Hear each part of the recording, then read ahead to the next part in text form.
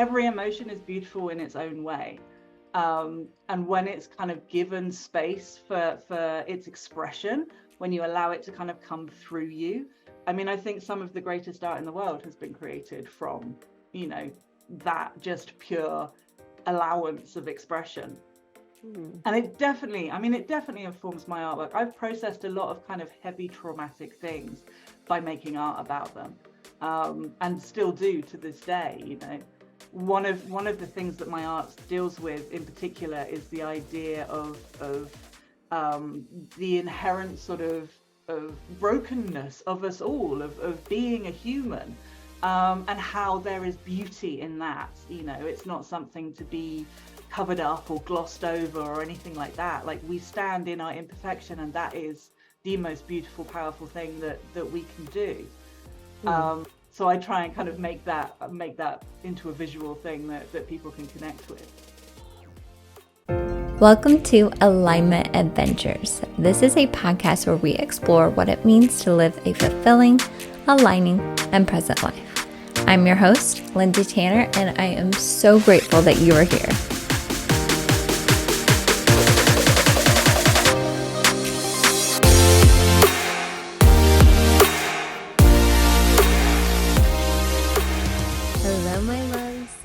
Welcome back to Alignment Adventures. I swear I'm not planning for these extended long breaks. They just keep happening in this season of life, and it feels really good to get back into the flow of the podcast and to be sharing these beautiful conversations again with all of you. I've had this episode that I'm sharing today recorded for like a month and a half, almost 2 months, but life has been busy, to say the least, and I haven't had much time to sit down and record the intro and outro and edit the rest of it and put the quote and the highlight together and all of that. But I'm finally doing that today. It has finally flowed. I don't like to force things, and I think you guys are really, really going to enjoy this conversation with Elinor Trier. Now, before I get into what Ellie does, because she is amazing and so fun to talk to and just a wealth of knowledge, I am going to give you guys a little bit of a life update in a coming episode. So if you're not following me on social media, you'll probably see some stuff on there, but I'm going to do a whole episode talking about our RV adventure and how it was much shorter than we thought it would be, and all the lessons that have come with that. And I think Steven's even going to come on for that episode because there's so much to share with that journey. But just wanted to say that really quick in case you're like, Lindsay, I thought you were in an RV and now you're not. No, I'm actually recording this in my in-laws' guest room. We truly are just hopping all over the place, but we are kind of settled here for now until we make our next moves, and we're not really sure what those are yet. And it's a season with a lot of uncertainty, which can be really scary to the mind and really scary to the identity and the ego and all that. But I'm just trying to flow down the river, as Abraham Hicks says. So be on the lookout for that episode. So let's talk about our beautiful guest today, Elinor, or Elinor Trier. So she is actually British, living in Denmark, and she is the founder of Elinor Trier Communities and is now aligning herself to mainly doing art. She's been an artist, I think, her whole life, but she's really prioritizing that now. So we talk about all the things from communities to artwork to how to handle discomfort in our lives to learning how to receive help. And I absolutely love the experiment she explains that she does in this episode. I think it is so applicable and practical if you are someone like myself who can't even receive compliments sometimes. Like, you feel really uncomfortable when you receive a compliment. Just follow the steps that she outlined, or maybe just be playful and curious with it, which you guys know I believe is such a powerful energy. And I think that could really help you receive more abundance and joy and fun and love and connection in your life. We also talk about overcoming rejection, which is a tough one for a lot of us, saying no in a loving way, how to find your community, since that is something she specializes in. And then, of course, we always touch on intuition versus things that are just familiar to us. And then she also talks about something called neurodivergence at the very end. I wasn't even sure what that was, but now I keep hearing that word more and more. So without further ado, let's go ahead and get into this conversation. I know you guys are going to love Ellie's energy. Ellie, thank you so much for coming on Alignment Adventures. I'm so excited for this conversation and to see what magic unfolds today. So thank you so much for taking time and coming on Alignment Adventures. Thank you so much for having me. Well, we'll start with my usual two. And you can answer these questions in any way, but who is Ellie? Oh, I have been pondering both of these questions for the last few days. Like, who is Ellie? Like, what a huge question. I think first and foremost, Ellie is an artist. Like, that's the lens through which everything else gets filtered. Like, whatever I'm doing, I try and make it like just part of an art project, if that doesn't sound too, pretentious. But everything I do gets filtered through that lens. And beyond that, I'm a connector, I'm a community builder, I'm a friend, I'm a wife, I'm a lover of all things, community. I think coming together with other people who are, share similar values and interests and things is just one of the most joyful things in the world. And I say that as a fairly hardcore hermit. So I relate to that too. I feel like I'm an introverted extrovert. yes. I think I'm an extroverted introvert, actually.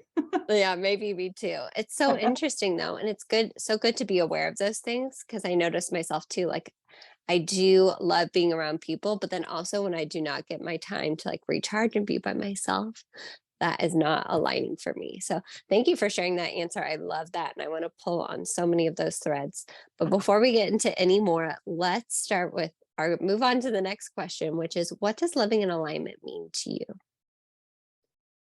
Oh, I went back and forth with this one as well for a long time. And I think living in alignment, what it boils down to for me is living a life that doesn't hurt, living a life that isn't painful.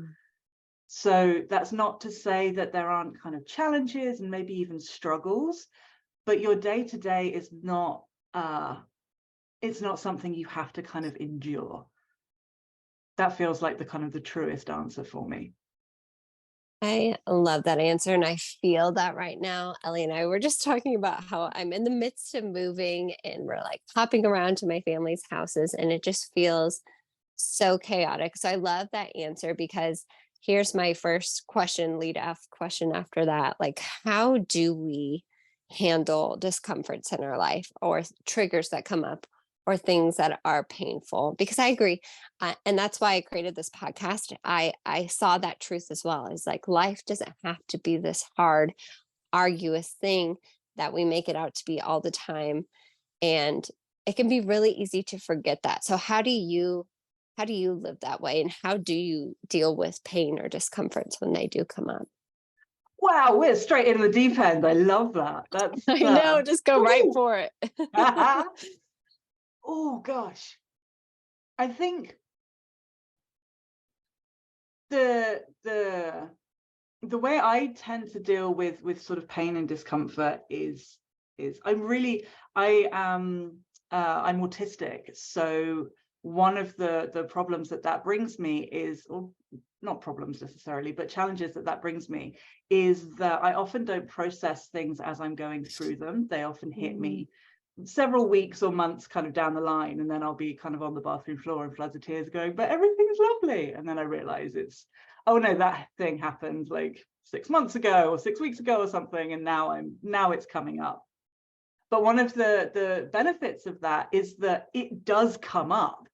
Like, I don't have any kind of control over, like, I'm not really one for kind of pushing my feelings down or anything. They come up when they come up.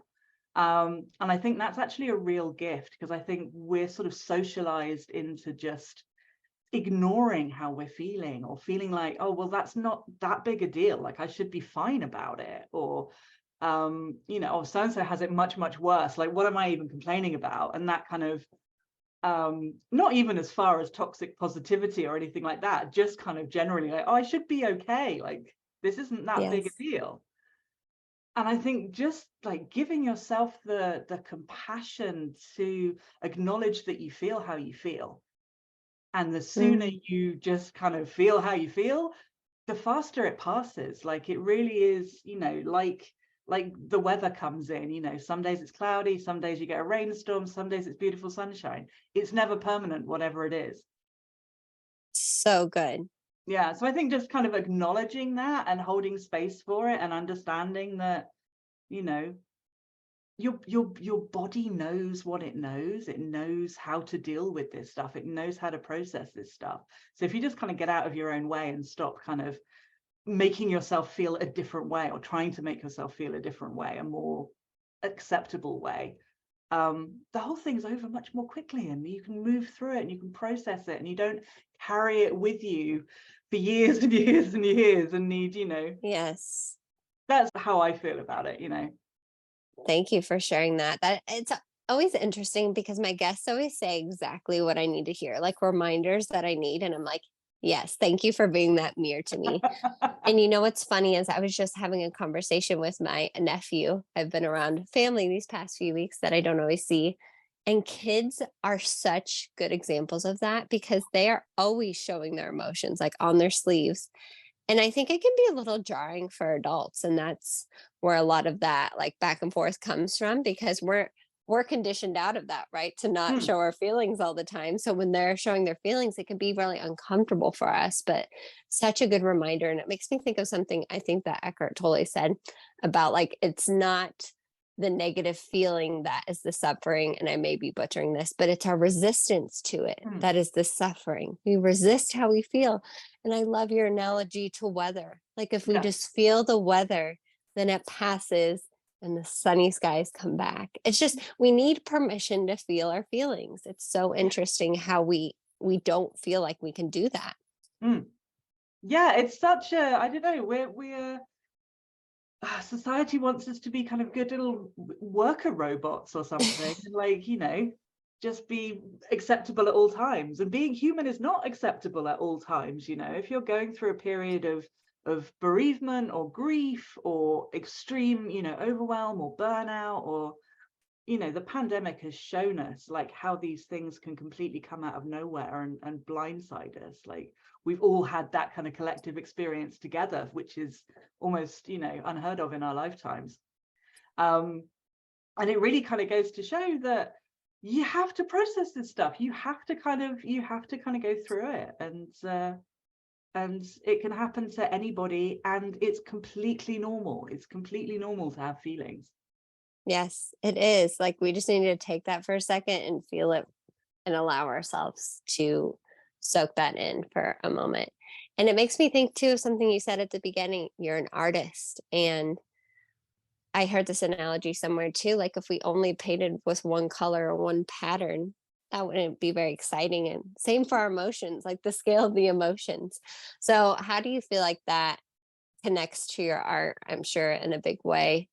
Your emotions, does it influence the art that you do, or is that a way for you to kind of process those emotions as well? I see some beautiful art behind you if you guys are watching on video.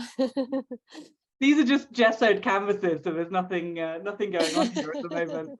But they have their own beauty, and I think, ironically, like that's where the kind of the emotional processing comes in, is that every emotion is beautiful in its own way. And when it's kind of given space for its expression, when you allow it to kind of come through you, I mean, I think some of the greatest art in the world has been created from, that just pure allowance of expression. Mhm. And it definitely informs my artwork. I've processed a lot of kind of heavy traumatic things by making art about them, and still do to this day. One of the things that my art deals with in particular is the idea of the inherent sort of brokenness of us all, of being a human, and how there is beauty in that. You know, it's not something to be covered up or glossed over or anything like that. Like, we stand in our imperfection, and that is the most beautiful, powerful thing that we can do. So I try and kind of make that into a visual thing that people can connect with. So cool. I love that. It's just such beautiful reminders that we all need. And I just feel that so deeply right now. And I want to connect that to something else you really stand for, which is community. So how has community really helped you kind of navigate again the hardships of our humanness? I mean, none of us do this alone, you know. We're even if you go right back to kind of the dawn of human evolution, we're pack animals, you know. We're supposed to live together in groups and take care of each other. And something has sort of happened over the last 200 years or so, where we've been isolating ourselves more and more from each other, and we have this sort of individualistic society where we're all trying to kind of do everything all by ourselves. And of course we can't, so we all feel like we're failing all of the time. Yes. And when you kind of stop for a moment and actually reconnect to the people around you, learn how to ask for help, learn how to receive help, which really is like a learning, it's a skill you have to learn. Because I mean, particularly as kind of women and other sort of marginalized communities, we're really good at giving help and being kind of the nurturers and you know, taking care of other people. But when it comes to actually taking care of ourselves and asking for help taking care of ourselves, I've certainly struggled with that. It's an ongoing kind of process for me, and I know a lot of the people that I work with as well really have a really hard time with asking for stuff. And it's not even like big deal stuff. It's just like any kind of receiving is it's I'm not worthy, you know, and that's heartbreaking. Because we are worthy. We are all we rob people of the joy of giving to us when we refuse to receive. You know, there's so much joy in being able to help somebody else, and when you don't let somebody help you, you are depriving them of that joy. And that's, you know, I know so many women who will, even if you give them a compliment, they'll just like throw it back at you. It's like, oh no, don't say that about me. And it's like, it feels like, oh, but I tried to give you something and you throw it back in my face, you know. And that's just a tiny, you know, the first step in a much larger journey.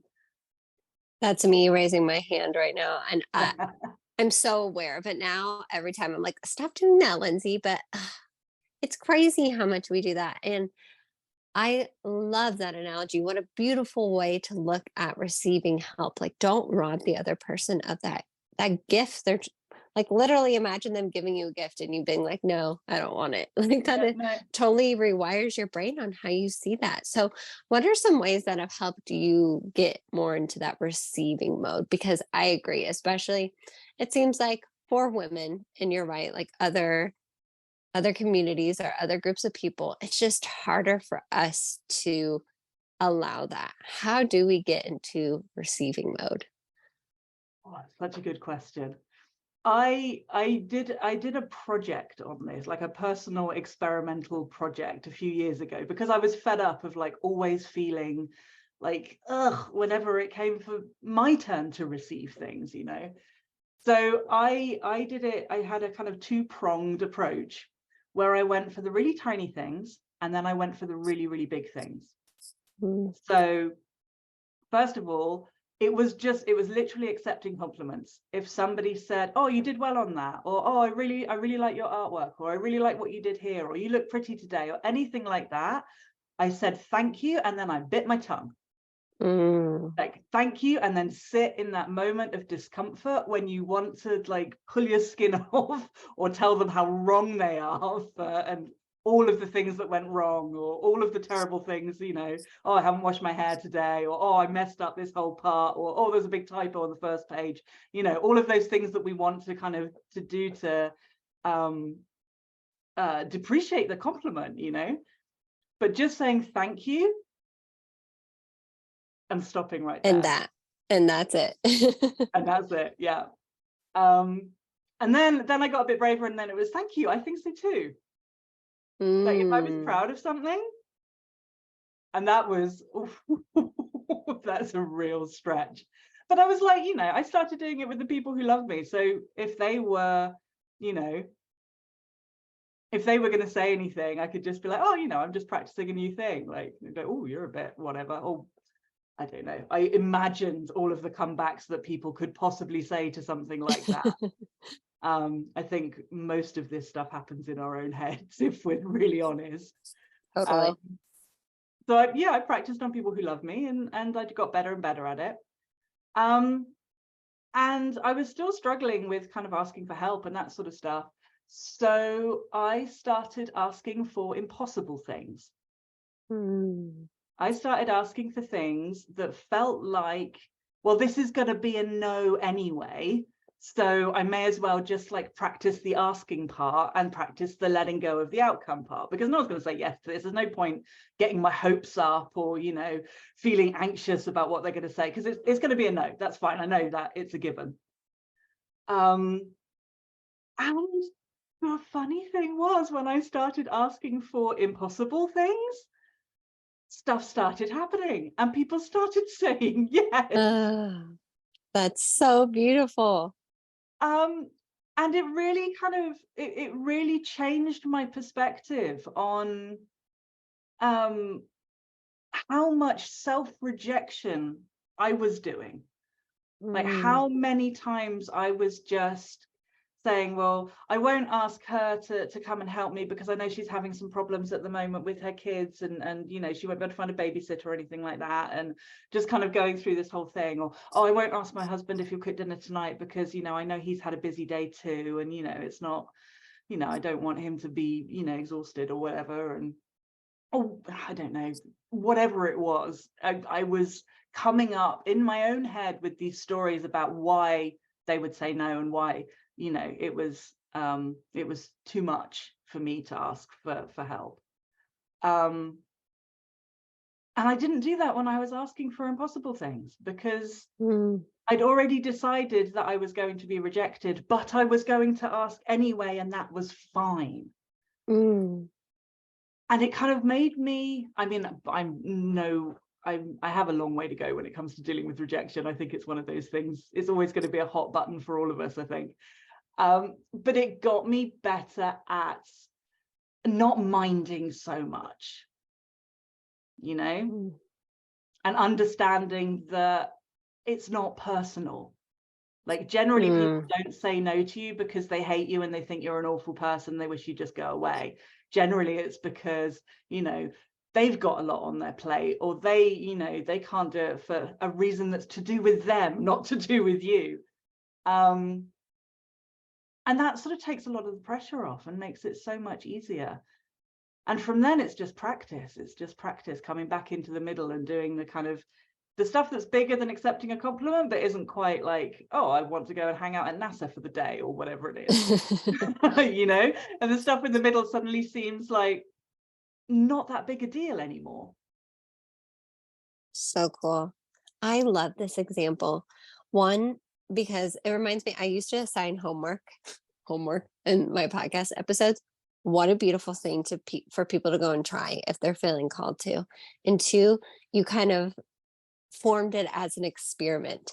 I think being experimental and playful and curious is such a powerful energy to be in. Just to be curious, like, oh, if I were to act this way, what would happen?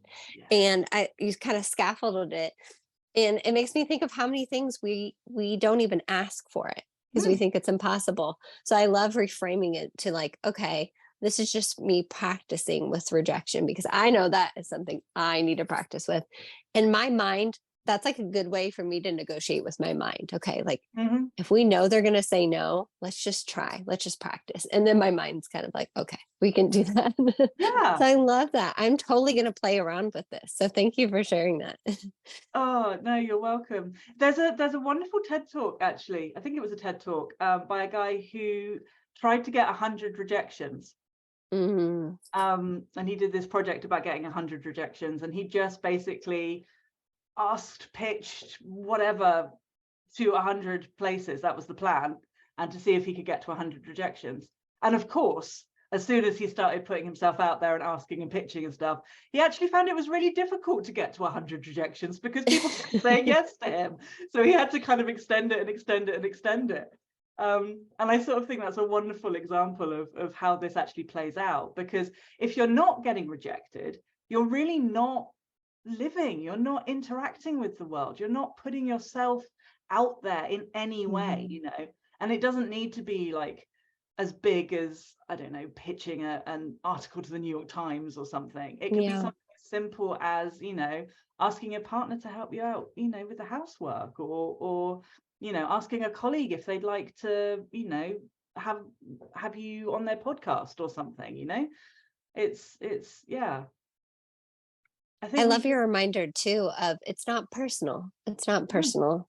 So when you kind of take that off the table, it just reminds you that like what's the harm? What's the harm in asking and seeing where that leads you with again being playful and curious. Like if go down this path, maybe it'll connect me with someone else or something else, and just yeah, being playful with that, how it unfolds. yeah. It's So good. it's made me realize how complicated like rejecting people is as well, and how difficult people find saying the word no. um Mm, and that's been a really interesting thing as well, because when you start asking for things, obviously sometimes people have to say no to you, and people are generally not great at it. It's either like, you know, people don't know what to say, and so it gets really awkward, or they just don't respond at all, um and kind of, you know, want to sink into the ground, or they're, you know, it comes out harsher than they expect. mm, So something else that it's taught me is learning how to say no in a really kind of loving, expansive, generous mm, way. um and that's something that I think, you know, if anybody is going to kind of go down this path, I think that being aware that a lot of people struggle to say no, um and if a response comes back that's a bit kind of ooh, it's still not personal. It's because no is a really difficult thing to say. And hopefully it will encourage you to kind of get better at rejecting people, and learning how to do that in a loving way, because a no can be as loving as a yes, you know. mm. Yes, so true. Yes, yes to your no. So so true. And that's why I love these conversations. And I love this like random tangent that we're on, because that's what this is about is everything can be reframed into what you said in an expansive perspective. Even something as heartbreaking as rejection, as scary as that is to our mind, it can be done in an expansive way that is good for everyone, that is helpful to everyone. And I think these conversations are exactly how we get there. Like we're me and you, we're just curious about this stuff and we're playful, and it's helped us live more aligning happy lives, and we're dealing with stuff that just stops people dead in their tracks. These like rejection is what holds so many people back from living in alignment. So I just thank you for co-creating this conversation with me and going here with me, because I think it's really good. I do want to go back to something that I feel like you really stand for, and you've been in a big part of creating maybe your own or being a part of communities. What has that been like for you? I know you're doing more artwork now, like you said, but are there communities that people can be a part of, or things that you've created for people, or what can that look like if they're filling into this energy and they're like, yes, I need more of this. Yeah, that's where we started before we went down the rejection road, wasn't it? I Community. loved it though. Yeah, yeah, I love tangents. Communities are, hmm,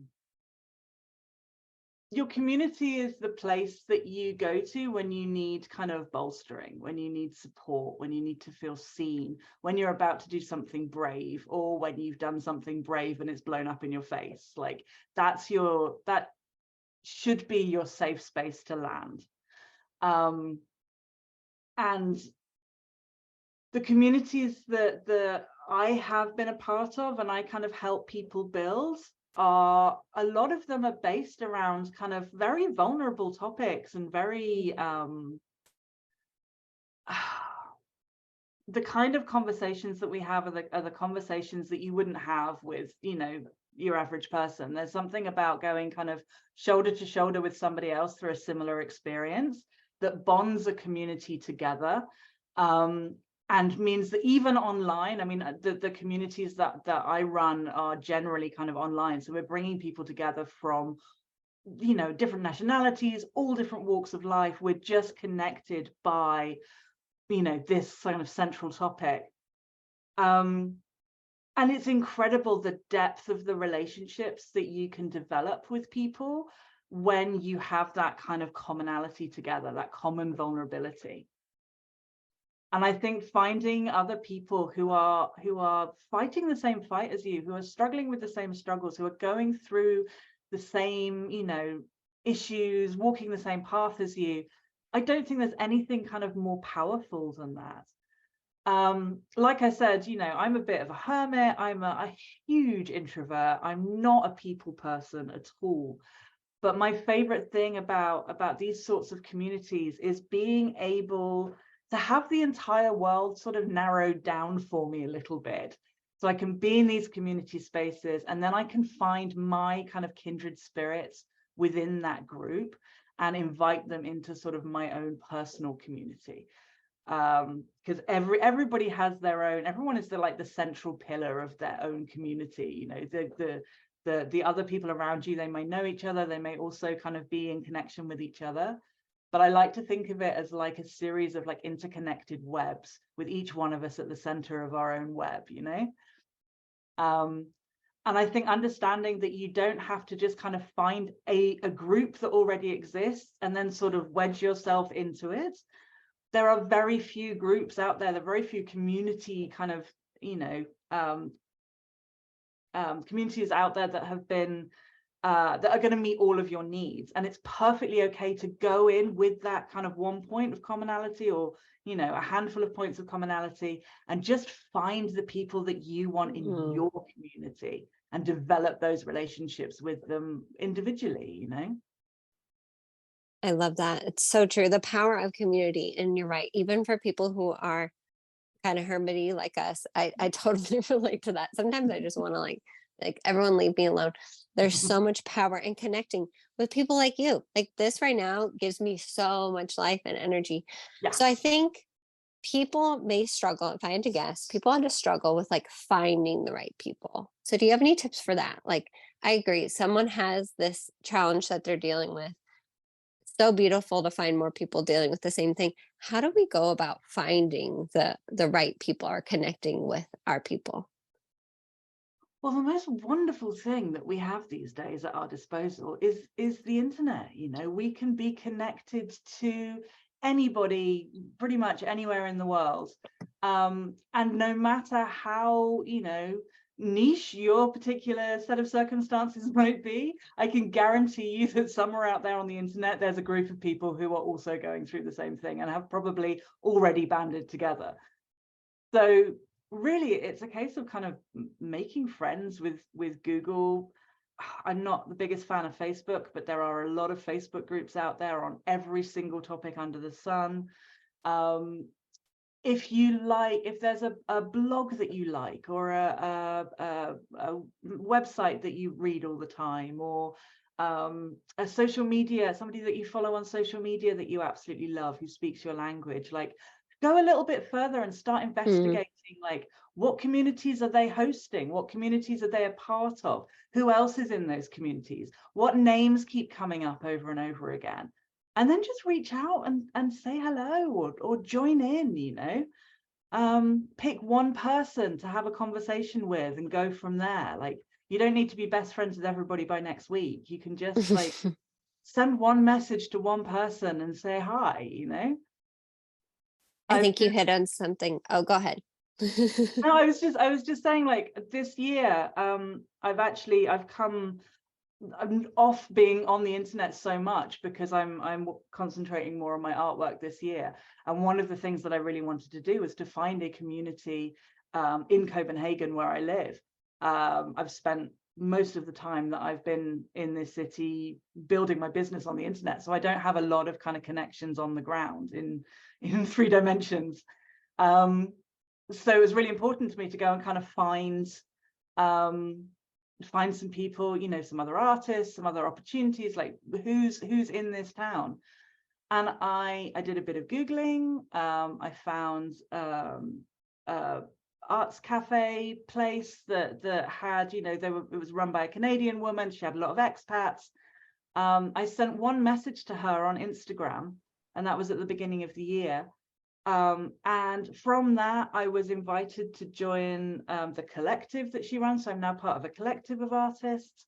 I was introduced to another organization, which is for artists of foreign origin, which has resulted in a whole bunch of opportunities. There have been like so many events and networking things and parties and all sorts of opportunities to meet more people that all came from that one single message that I did after, spending half an hour on Google and looking at what was around. So learning how to kind of spot the sort of communities that you might enjoy being a part of, and then just sending like one tiny feeler out into them can result in this huge explosion of everything. Like, you're not going to constantly be having to send out those messages and find the people all the time. I love that example. Thank you for sharing that. And something that I feel like you really hit on here with communities is that vulnerability aspect of, like, you have to put yourself out there. You have to be a little bit vulnerable and like taking the action towards that. And you also touch on something that I talk about all the time is like being in flow and listening to those nudges. So if you get a nudge to go to this cafe or reach out to this person, just do it and see what happens. So do you feel like, I mean, especially as an artist, I feel like you're someone who's definitely tapped into your intuition. But do you have any tips for that, like intuitive living or really living from that space rather than, because we're up here so much, we're in our minds so much. I feel like artwork probably really helps you get into that other aspect of yourself. Yeah, absolutely. Absolutely. I think the most valuable tool that I have come across that really, really works for me is somatic therapy, because I've had a lot of issues with, I live kind of 3 feet above the top of my head. Like, I am so cerebral, so kind of intellectual. I'm all thinking. And it takes a real effort to kind of sink down into my body. And what that has meant is that I didn't know how to interpret what safety felt like. So I didn't know, what is intuition and what is just kind of the familiarity of recognizing like a past trauma, because the body automatically kind of, we're drawn to what's familiar, even if it's not necessarily the best thing for us. And I think really tuning in to what's going on in your body and understanding what safety feels like, what grounded feels like, how much space you are capable of taking up at any given moment. Being able to kind of drop down into your body to get that sort of that centeredness and that feeling of kind of power. Learning all of those things has made it much, much easier for me to go, oh, that's an intuitive hit, and Yes. that's just something I recognize for some past trauma that's going on. I don't want to go in that direction, and I do want to go in this direction. So that's if anyone listening is curious, I really recommend looking into some kind of body therapy, somatic therapy, learning kind of what these things actually feel like in your body, so you can identify, that kind of intuition. Love that. Gosh, our body is always communicating with us, and we are just so out of our bodies sometimes we don't even realize it. And we're such a good practice to just like tune in and be like, what does that feel like for me? So I've just a few more questions for you, if that's okay, as we wrap Yeah. this up. This has been No, this such is a lovely. beautiful and fun conversation. How can people connect with you, whether it's through your artwork or your communities or whatever it is that you have going on? If people want just more Ellie, how can they get more Ellie? The best thing to do at the moment, I'm in this sort of transition phase at the moment where I have like my fingers in all sorts of pots. But the best thing to do is to come to my website, which is elitriercommunities.com, and sign up for the Sunday letters. They're on a bit of a summer break at the moment, but that's where I'll be sharing everything about what's going on with the community stuff, what's going on with my art business. I have a couple of other really exciting projects that I'm working on at the moment, particularly around kind of the neurodivergent space. So if you have any neurodivergent listeners, we're going to be celebrating neurodivergent joy coming up in the autumn. But the Sunday letter is the best place to get all of those things. Hopefully it will be back probably August, September time, and that's the place to find out everything else. If you want more about my artwork, then I have elinortrierstudio.com is my artist website, and you can find me on Instagram at Elinor Trier Studio as well. So if you want to see some pretty pictures, I do lots of expressionist, colorful, splashy, gorgeous things, and come over and follow me there and say hi. I love it. Thank you for being an example of a multifaceted person, because we all are. But I feel like we can get stuck in that mindset too of like, here's the one thing I have to do because I went to school for this one thing. And you're doing all the things that feel right to you. And we're multifaceted beings. So thank you for being an example of that. Now, what I just have to ask, what is neurodivergent? Maybe you can come back on for another episode and talk about that. But can you explain what that is? Of Or course. maybe that's too much. No. In a nutshell, neurodivergence is basically a difference in how your brain works. So the ones you're probably most familiar with are autism and ADHD. Mhm. So I have both of those things. I also have CPTSD, which is another form of neurodivergence. And then there's a whole kind of smorgasbord of different things but it basically means like having a brain that functions differently to the norm, to the neurotypical. So yeah, anybody who's autistic, ADHD, sometimes having a traumatic brain injury can have the same effect. But we move through the world in a slightly different way, and we have a slightly different set of challenges and experiences to the average person. Thank you again for being a person sharing that, because I know a lot of people personally that I'm sure would be very, very interested. So I will make sure to share that. Now, these last two questions are probably my favorite.